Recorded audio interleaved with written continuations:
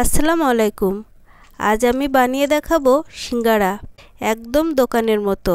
দোকানে গিয়ে আমরা বলি মামা সিঙ্গারা দেন, আর এখন দোকানে গিয়ে বলতে হবে না। খুব সহজেই নিজেই বাসায় বানিয়ে খেতে পারবেন। দয়া করে পুরো ভিডিওটা দেখবেন, তাহলে আপনারা বাসাতেই দোকানের মতো সিঙ্গারা বানাতে পারবেন।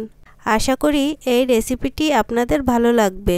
রেসিপিটি ভালো লাগলে আমার চ্যানেলটি সাবস্ক্রাইব করবেন আর আমার রান্নার ভিডিওগুলো শেয়ার করবেন। তাহলে চলুন সিঙ্গারা বানানো শুরু করি।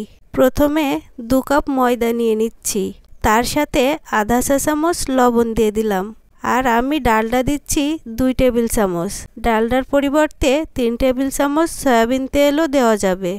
আমি ডালডা এবং সয়াবিন তেল দুইটাই দিয়েছি। খুব ভালোভাবে ময়দার সাথে তেলটা যেন মিশে যায় সেইভাবে মেখে নিতে হবে। দেখুন আমি কিভাবে মেখে নিচ্ছি।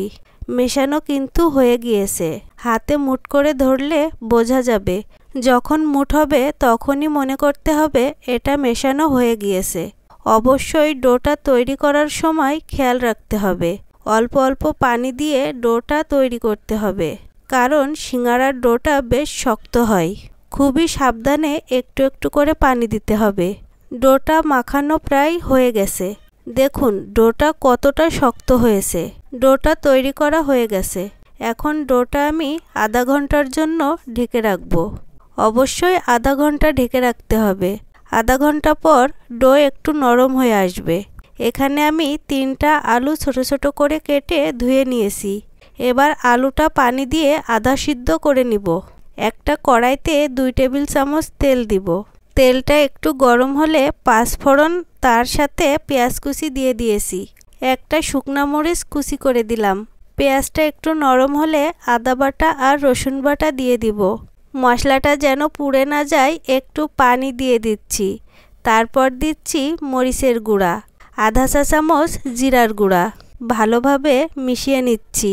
তারপর দিচ্ছি হলুদের গুঁড়া আর স্বাদমতো লবণ। এবার সিদ্ধ আলুটা দিলাম। সামান্য পানি দিয়ে ভালোভাবে নেড়ে শুকনা শুকনা করে সিঙ্গারার পুরটা আমি রেডি করে নিলাম। সিঙ্গারার পুরটা নামিয়ে ভালোভাবে ঠান্ডা করে নিতে হবে। এবার সিঙ্গারাটা বানিয়ে নিব। ডোটা ছোট ছোট করে কেটে নিব। একটা ডো দিয়ে 2টা সিঙ্গারা হয়। অবশ্যই ডোগুলো একটা বাটিতে ঢেকে রাখতে হবে। ঢেকে না রাখলে ডোয়ের উপর শুকিয়ে যাবে, তখন সিঙ্গারা ভালো হবে না। আর অনেকগুলো রুটি বেলে মাঝখান থেকে কেটে সিঙ্গারা বানালে সুবিধা হয়। একটা একটা করে বানাতে গেলে ঝামেলা হয়। রুটিটা লম্বা আকৃতি করে বেলে নিতে হবে। সিঙ্গারার রুটিটা একটু পাতলা হয়। একটা রুটি নিয়ে মুখের কাছে একটু পানি লাগিয়ে নিচ্ছি, যেন মুখটা ভালোভাবে লেগে যায়। দেখুন আমি কিভাবে প্যাঁচটা দিচ্ছি। কোনটা আগে আটকে দিয়ে মুখের কাছে লাগিয়ে নিচ্ছি এবং কোনটা ভালোভাবে চেপে কোনা করে নিতে হবে। এবার অল্প আলু দিয়ে সিঙ্গারার কোনটা ভরে দিতে হবে। তারপর বেশি আলু দিয়ে সিঙ্গারা তৈরি করতে হবে। ঠিক আমি যেভাবে করছি এভাবে করলে সিঙ্গারার ভিতরে ফাঁকা থাকবে না। এবার মুখের কাছে পানি লাগিয়ে চেপে চেপে মুখটা বন্ধ করে দিচ্ছি। আমি কিভাবে বানাচ্ছি একটু খেয়াল করুন।